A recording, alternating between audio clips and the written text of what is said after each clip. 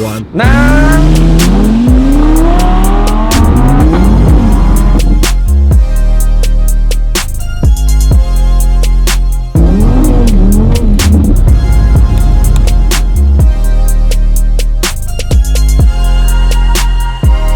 Just got a bite to eat. It is now pouring rain, which is the perfect time to drive the rear wheel drive version of the Audi R8. So today we're gonna be doing a full review on the brand new R8 RWS. Let's roll. What are you doing? Just hiding from you. So it's rained every day since I visited you. How many times did it rain when you visited me in LA?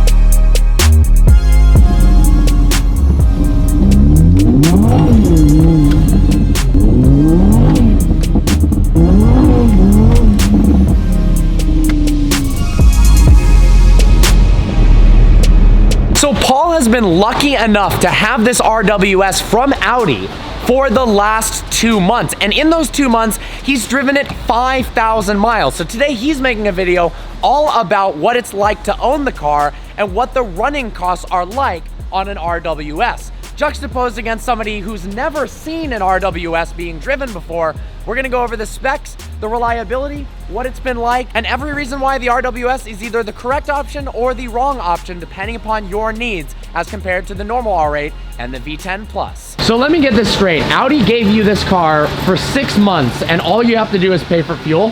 Yeah, it's because I look What is it because? I look so cool standing next to it. That's why? Yeah. I don't look cool standing next? No, I don't, do I? Your t-shirt clashes it, that's the problem.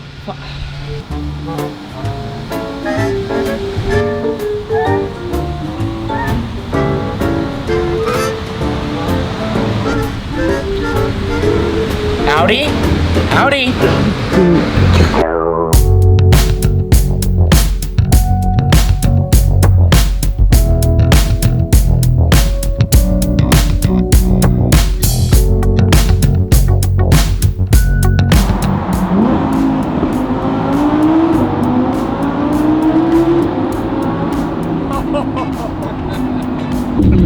Just slips.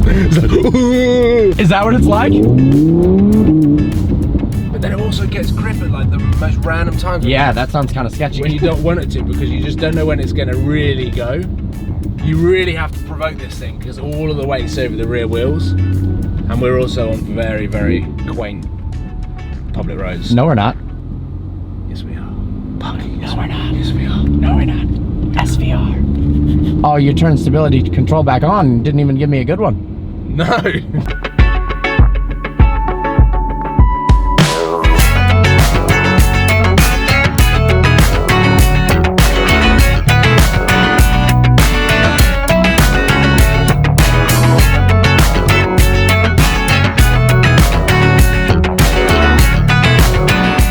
Next to me is the all-new Audi R8 RWS. RWS stands for Rear Wheel Series, which you can imagine means it's rear wheel drive. At a base price of just $139,950, it's 26 grand cheaper than the all-wheel drive R8. So is it any good, and is it actually all that much more fun with the rear wheel drive layout? And does the price savings make sense? Today, we're gonna find out just that. The fact that it's rear wheel drive saves 110 pounds over the standard R8, meaning it weighs just a tad over 3,500 pounds.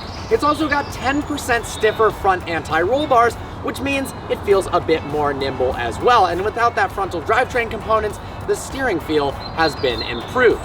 Let's hop in the driver's seat, shall we?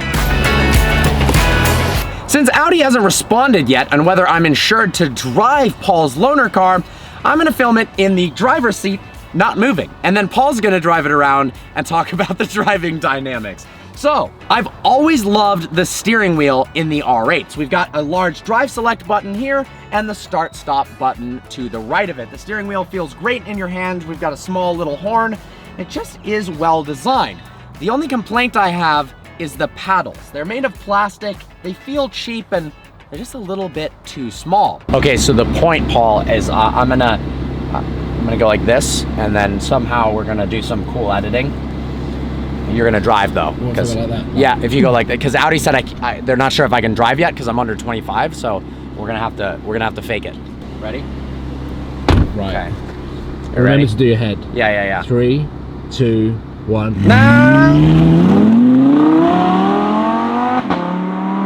Okay, yeah, come back. I'm not actually in the car. It's like really, no wonder it's so hard to film vlogs out here in London.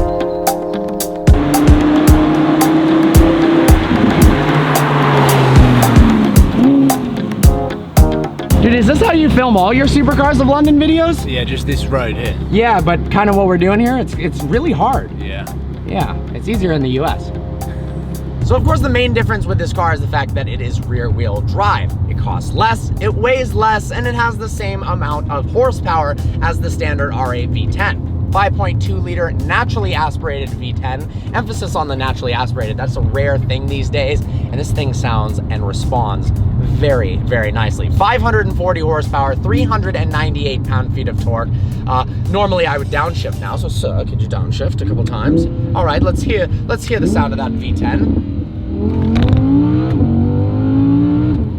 Man, the throttle response is fantastic in this thing. Would you agree? It's the mixture of throttle response and the gear shift. That's exactly what I would have said had I been in the driver's seat. So, just trying to do your job. Just try to do, sorry, I'll stay on my side. I'll stay on my side, which is in fact the passenger seat. But the cool thing about the R8 RWS is the price is very competitive. You're getting something that's usable every single day, yet at the same time is fun. Because this is a Spider, you can drop the top, experience that sound, but you don't actually need to drop the top. You can actually just click this button here. And then there you go, you get a little bit more exhaust note.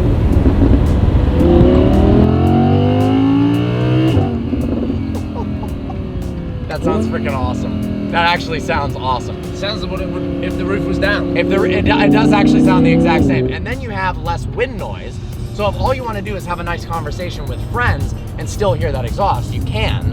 And if all you want to do is not talk to anyone or listen to any music but hear that exhaust, and it's raining, you still can. The weather out here right now isn't all the best, yet we can still get every bit of the positive of having a convertible with that. Now, I actually would love for car companies to install that type of window in a coupe.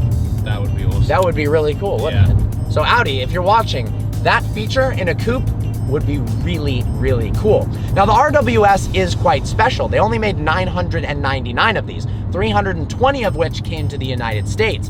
And they're so rare in the US that I actually have never seen one on the road. But would you know if you'd seen one on the road? See, that's the thing, is without the indication of a stripe, I have no idea. Yeah. Without being in the passenger seat, whereby you see this one of 999, you wouldn't know. So that's actually, it has nothing to do with me being unable to drive this car and everything to do with me wanting to stare at the badge why I'm here in this passenger seat.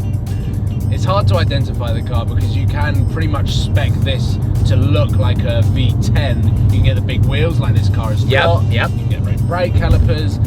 I almost wanted to put a stripe on this car just so that it was identifiable as being a rear wheel series. Yeah. Because in my opinion, it's cooler than a standard Quattro. I think it is. Yeah. I think, to me, I would rather get a rear-wheel drive R8 than an all-wheel drive R8, but I'd rather have the all-wheel drive carbon ceramic Huracan than a rear-wheel drive Huracan. What do you think about that? I disagree. Okay. Because You like rear-wheel drive on everything, don't you? Yeah. Well, you also bought a rear-wheel drive Huracan, I bought didn't a you? rear-wheel drive Huracan because I love that front-end nimbleness. It definitely is better. It definitely feels lighter. Now, if I were to be driving, I'd tell you all about the responsiveness of the steering, the 10% stiffer anti-roll bars, but unfortunately, I don't know anything about that. No, neither do I. No, okay, But that's what I thought. tell you what, from a comparison point of view, because I actually took delivery of this car and then within 5 days swapped it for a V10 Plus whilst this went in for some software updates. Yeah. So I actually have driven this car back to back with the V10 Oh, that's Plus quite nice. in daily circumstances. I've driven them both hard, and you still just get much more confidence from this car. Yeah. With the turning than you do. Well, there's no in the push or Quattro. understeer. It just feels It's- natural. It scared me having driven this for 5 days and then driving a V10 Plus and thinking I could drive it in the same manner as I drive this. Yeah. You can just throw this in,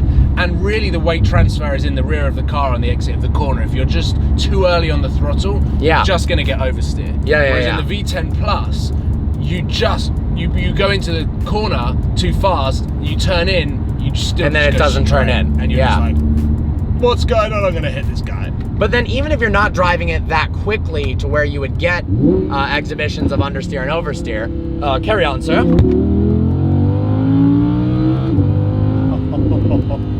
That sounds so good. The steering itself just feels sharper at every speed in the rear wheel drive version, and I think that's quite nice. Now, in terms of interior comfort, let's actually talk about the outside of the car first. It's absolutely stunning. They knocked it out of the park with the R8. It was a bit polarizing when it came out because it was a lot sharper than the more rounded, smooth last gen. It took a while for the human brain to actually I think process. The designers were ahead of the marketplace. 100%. And I don't know too many people who don't love the looks of this R8 now. I love it. I know more people that prefer the look of the R8 over the Huracan than I do people that don't like the new R8. I own a Huracan, and I might say this is better looking. Yeah. And that's hard to say, but it might be true. Yeah. Then on the inside, there's some elements of the R8 that are actually better than the Huracan as well. The steering wheel, for one, it looks a lot less bulbous and awkward. I love the position of the start-stop button and the drive select knob. And then I also love the floating AC unit in the center console here. I think it looks really nice. It also feels very spacious in here. And when we're in comfort mode, it's really comfortable. Is this the moment where you want me to put it into comfort mode? This is the part where I would, if I were in the driver's seat, put it into comfort mode. Okay. Yeah. Am I Jeeves at this point? Basically, you are Jeeves. Okay, got it. But we need a sportier Jeeves, like Give's. Okay. Givenchy. Javier. You could be Givenchy. Givenchy. Yeah, exactly. So it actually rides over bumps quite nice. Yeah. Like, you have had this car for the last 2 months, right? Yeah. And you put 5,000 lucky miles on the car. Hell What's it been like daily driving it? It's been awesome. Like, there's no getting away from the fact that when I pick the keys up, they're the generic Audi keys, which sometimes Audi get criticized by not making their keys a little bit more special for the special cars. You pick it up and you're like, hey, just going out. And you just walk down and see it. And the color is fantastic. Combining that with the convertible, it's such a low profile, it's an aggressive, angular looking thing that you know that when you're walking up to it and you just click the unlock button that you're going to be driving something special. Yeah. You can drive it like this. It's comfortable, it's spacious, it feels dailyable, and I mean I daily it. I genuinely daily this car, and it is easy. It's a little bit difficult to get in and out of, but that's maybe because I've got a bad back. Yeah, I'm 27 years old, but I've got a back of a 67-year-old. Well, I'm 24 and I have the back of a 69-year-old, so. Okay, you're beating me on that front. Yeah, I got you. So getting in and out, I understand why people that are older, let's say like 35 plus, might not think that it's a good idea to daily something this low. Yeah. And when you're 35, maybe you've got a kid or you've at least got more than friends than I have. So at the moment, I only have you. So. Yeah, well, it's the same. And when you're in America, I just sit in this car by myself.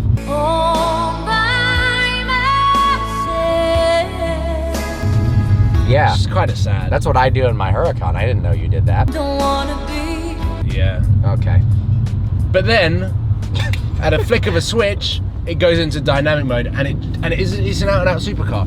Rear-wheel drive, mid-engine, naturally aspirated V10. 5-10 years ago, that's kind of like only the highest end supercar. But it was not a daily driver. But it was the perfect formula. Like, it was the perfect supercar. It kind of still is the perfect formula. Exactly. I'd put a V12 in there, but that's just me. Oh, me too. But could you imagine Audi make a one-off V12 R8 rear-wheel drive? That would be the coolest exercise in engineering excellence and a publicity stunt. Yeah.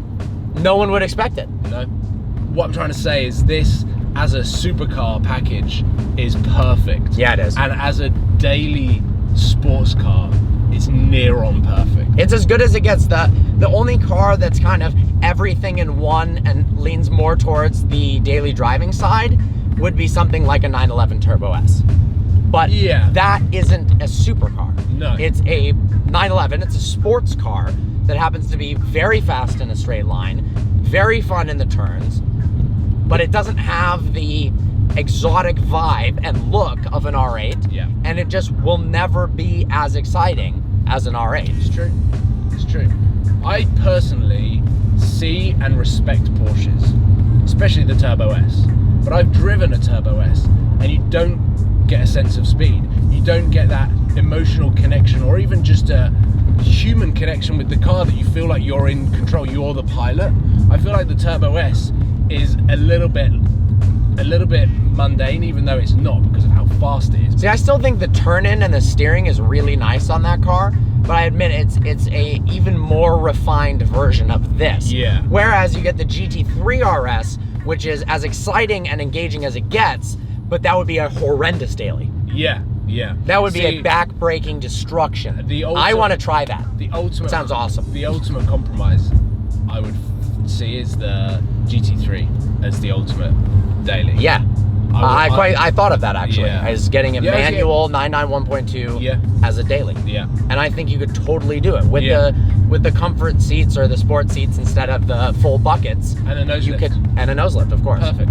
I need one. See, I was honestly hoping that at this point in the review, Audi would have responded to the email and I would be in this seat, but still we are waiting on that, so it's not looking like it's gonna happen. So I'll just continue to ask your opinions on things. Now, 0 to 60, according to Audi for the RWS is 0.2 of a second slower, so they rate it at 3.7 seconds. Now, I imagine in a dry surface with launch control with the right tires, it could easily do 3.4 to 3.5, because I forget what the actual quoted time for the V10 Plus is, but I think it's 3.1 or 3.2, yet it does it in 2.6. I think it was 3.2. Yeah. And then when the journalists got their hands on it, they realized that it could do sub 3. Yeah, like easily. Everyone goes a little bit conservative. Yeah. But I think Audi go more so than others. Audi and Porsche. But I think Audi do it because they don't want to interfere with what Lamborghini do. Exactly, of course. But in fact, Audi's had a year on the development of the R8 V10 Plus. Yeah. 2015, Huracan was 2014. So they had an extra year to develop the car. So they might have made some improvements. I think they have. Now what I like is the fully digital instrument cluster on the R8. It looks very nice. You can make a full screen maps. You can change the size of the tach and the speedo. You can change the driving mode. Right now he's got the radio options up. It's really easy to use and it doesn't look lame. I remember for the longest time, especially with Porsche, a representation of a sports car was a nicely colored, nice needle analog tachometer. But finally we've moved on from that and digital tachometers are starting to become the norm. I believe that started with, and not originally started with, but the Lexus LFA pioneered that because it would rev so fast that an analog tachometer couldn't keep up. And now we've got these beautiful digital speedos that are customizable. It'll just be a matter of time before all of a sudden we'll be able to change the background to a picture of your dog. I'm not sure I'd want a picture of my pet. No, but what about different customizable backgrounds like carbon fiber weave or wood or metal or programmable? It's all programmable. We could do this now if we could hack into it. Yeah. Like you can change the color spectrum by pretty much infinite colors. Literally. And when you click down to turn the air cooler, the lights light up blue, and when you raise the temperature, the lights light up red. Yeah, that's awesome. That's pretty cool. Yeah. So I feel like, yes, the tach changes a tiny bit, but if the entire tach changed to a red background when you put it in dynamic, or a yellow like the Turbo S or something like that to really let you know, like let's say you put it in dynamic and then ESC off and then it's red and yellow. Yeah. Like how sporty does that get? Like it doesn't get any sport. Right now it says dynamic and red. Nothing changes. Everything else is exactly the same. See, in my eyes, that's kind of boring. Yeah. That's what I would do. Yeah. But in summary, the RWS is a ton of fun to drive in the passenger seat. In the driver's seat, how is it? The RWS is a superior variant to the V10 Plus. Obviously not on paper, but in terms of driver feel and engagement, it is. And whilst it's easy to get caught up on the stats and everything that you do see when you read a review online, Yeah, and you yeah. just read the words and you're like, oh my god, the V10 Plus is a better car than the RWS. When you actually drive it and experience it, whether it's from the driver's seat or even from the passenger seat, it's just got a more engaging feel to it, which is sort of the summary that I had when I did the V10 Plus versus this. Yeah. So this is the cheapest variant of the R8, but it's the best.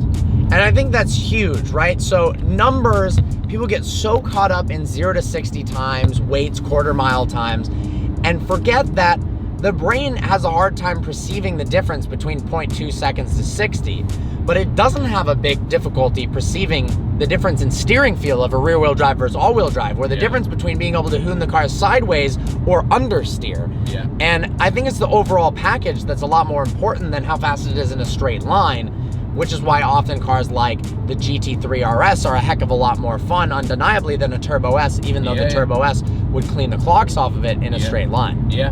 So I think this is one of the best R8s ever made. It is. I think power to weight also has a massive factor as well, Of course. because you could look at like a Ferrari 812 Superfast and you'd be like, 812 is an unnecessary amount of power. Yeah. Everyone was saying that the F12 had way too much power at 740, but Ferrari got caught up in feeling like they just needed to improve because people buy brake horsepower. They do. So people get excited about the fact that, imagine if Ferrari brought out a replacement to the F12 and they said, oh, it's actually got 700 brake horsepower, but it drives better. No one would actually buy it. Nobody would buy it. That's what it is on paper, but then if they were to drive them back to back, then they probably would. Because Exactly. all of the other improvements around the power made it more of an engaging drive. And on that, the next sure. R8 should just be 1,000 horsepower. No, but I would supercharge this. Yeah, same. A supercharged rear-wheel drive R8 WS. Yeah. That would be pretty hype. Well, guys, I hope you enjoyed this video. If you're not subscribed to Paul, Supercars of London, make sure to do so. Thank you for basically reviewing the car for me because I was not able to drive. But thank you, Audi, for loaning him the car for me to sit in the passenger seat to review. What are you talking about? Well, like, we definitely got a shot of you driving off. No, I know. You're right. I drove this whole review. Yeah. Yeah. Thanks for reminding me. As always, I look forward to seeing you next video.